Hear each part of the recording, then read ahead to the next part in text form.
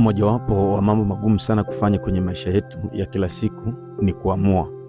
Hasa unapokuwa katika maswali makuu ya kujiuliza, ni wakati upi ambao ndio ni muhimu kwangu mimi kuamua?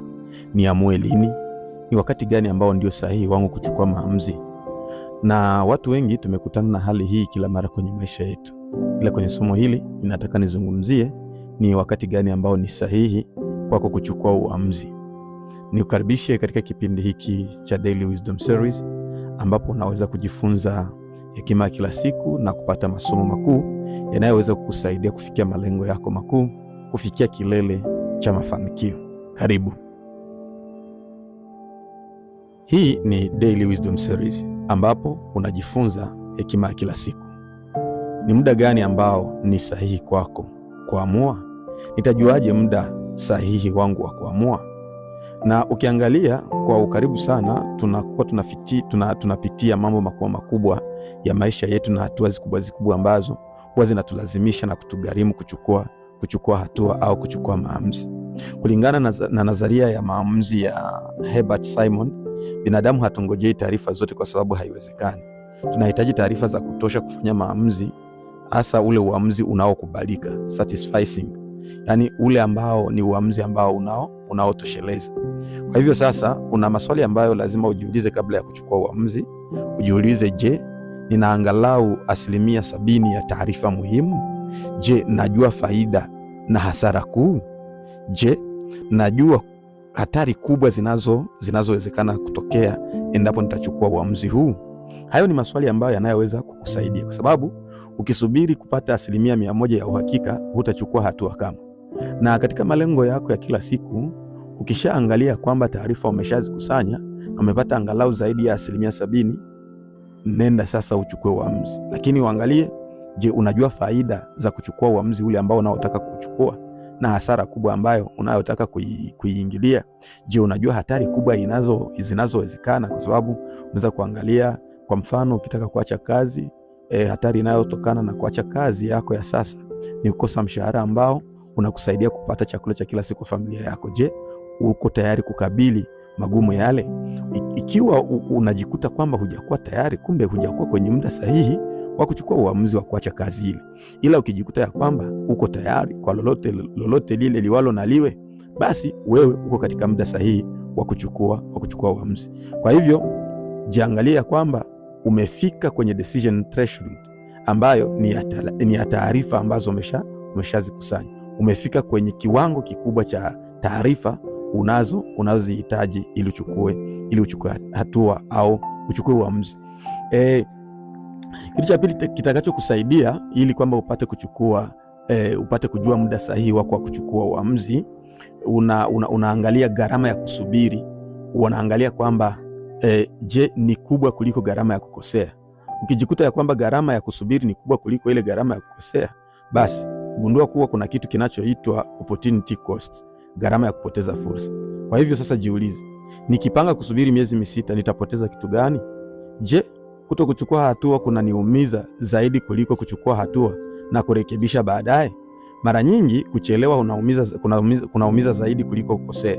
Sasa ujiulize kwamba ukipanga kusubiri miezi 6 ni kitu gani ambacho utakipoteza. Lakini pia kama haukuchukua hatua, unaona kwamba kunaweza kuumiza zaidi kuliko kuchukua ile hatua. Sababu kuna mambo mengine ambayo ikiwa hukuyafanya leo utajutia maisha yako yote kwa nini hukuyafanya. Sasa ukishajikuta ya kwamba jambo ambalo unalotaka kulifanya, uamuzi ambao unaotaka kuchukua, usipouchukua utaumia maisha yako yote, kumbe huo utakuwa ni muda wako sahihi wa kuchukua hatua na kuchukua uamuzi. Kitu cha tatu ambacho utajiuliza kabla ya kuchukua hatua ili uchukue uamuzi, hofu yako ni ya hatari halisi au ya kukua? Ujiulize woga ulio nao. Na hapa lazima tunizungumze na wale ambao wanaodhani kwamba wana malengo makubwa ambayo wangetaka kuyafikia na kuyatimiliza katika maisha yao. Kuna aina mbili za hofu. Kuna hofu ya hatari na kuna hofu ya kutoka kwenye comfort zone.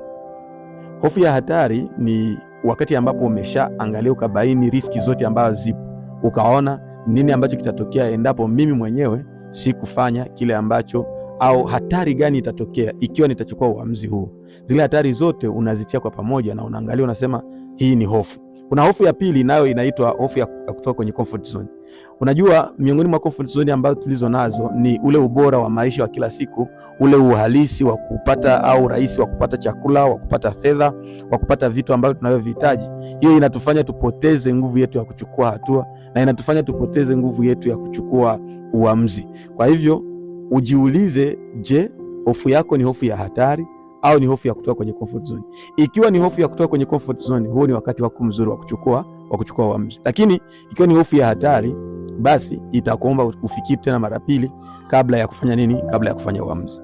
Utafiti wa Carol Dweck ambao tunazungumzia kila mara growth mindset unaonyesha kwamba watu wanaokuwa wanasubiri kujiamini kwanza, wanachukua hatua ndipo ujasiri unafuata.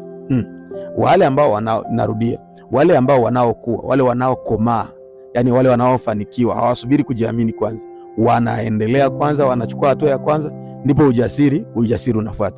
Sasa ukiona unaogopa kwa sababu ni kitu kipya, au lakini si kwa sababu ni hatari, ni kisheria au kimwili, basi mara nyingi ujue kwamba muda umefika. Ukiona unaogopa kwa sababu ni kitu kipya au kwa sababu ni hatari kisheria au kimwili, lakini si sababu. Nataka ili ulisikie vizuri, nataka nilirudie tena. Sikiliza ili wazo vizuri. Ukiona unaogopa kwa sababu ni kitu kipya, ujue kwamba huu ni muda sahihi wako wa kuamua. Lakini ukiona ni kwa sababu ya hatari ya kisheria au ni hatari ya kimwili, utafakari mara mbili zaidi. Njia ya nne ya kusaidia kujua kwamba muda wako umefika wa kuamua au uamuzi unaochukua ni sahihi, uangalie kwamba uamuzi wako unalingana na maadili yako na dira yako kuu. Muda sahihi wa kuamua ni pale ambapo uamuzi haupingani na maadili yako. Kila mtu amelelewa katika maadili, labda maadili ya Kikristo au maadili ya Kiislamu au maadili ya dini yoyote ile, na maadili yako ukishaona kile unachotaka kufanya haipingani na maadili yako, basi ujue ni muda sahihi. Au basi ukiona kinaendana na malengo yako ya muda mrefu, basi ukifanya maamuzi yanayolingana na dira yako, hata ukikosea, hayo maamuzi yatakujenga, kwa sababu utajua kwamba unajifunza kwa haraka. Kwa hivyo kitu kingine ambacho kitakuonyesha kwamba uko kwenye unaweza kuchukua sasa uamuzi ni pale ambapo unakuwa na swali kwenye kichwa chako linalokuuliza, kama ungekuwa na uhakika wa 80% ungefanya kitu gani? Kama ungekuwa na uhakika wa 80% za nini za uhakika, ungefanya nini? Hili swali lina nguvu yake, kwa kuwa kama ungeambiwa utakosewa tu kidogo lakini utajifunza kwa haraka, ujiulize kama ungefanya. Nakwambia utakosea tu kadogo lakini utafaulu. Je, ungefanya? Jibu lako la kwanza ndio ukweli. Hilo jibu ndilo linaloonyesha kwamba wewe uko tayari kuchukua uamuzi na kufanya kile ambacho ulichotakiwa kukifanya.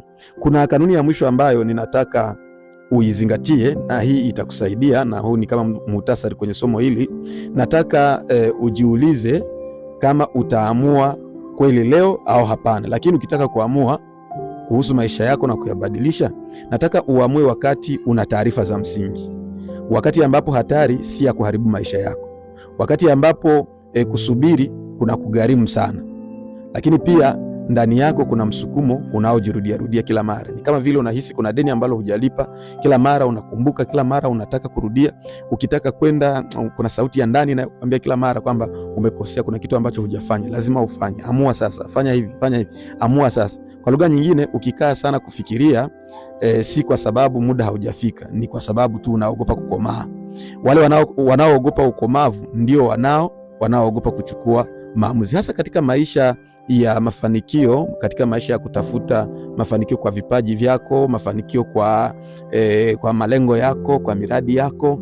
Wakati ambapo unapoogopa, ujue ya kwamba huu ndio wakati ambapo uko kwenye mzani mkuu, na ujiulize, je, uoga wangu ninaogopa kwa sababu jambo ni jipya au ninaogopa kwa sababu ninaogopa mabadiliko? Ikiwa unaogopa mabadiliko, kumbuka ule utakuwa ni muda sahihi wako wa kuamua na kufanya maamuzi makubwa.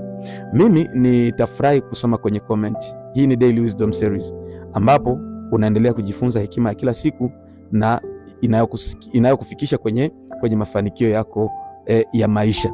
Sasa usisahau kusubscribe, kulike na kushare ili uwe wa kwanza kupata masomo yetu. Naamini tutakutana kwenye kilele cha mlima wa mafanikio. See you. Lakini jifunze.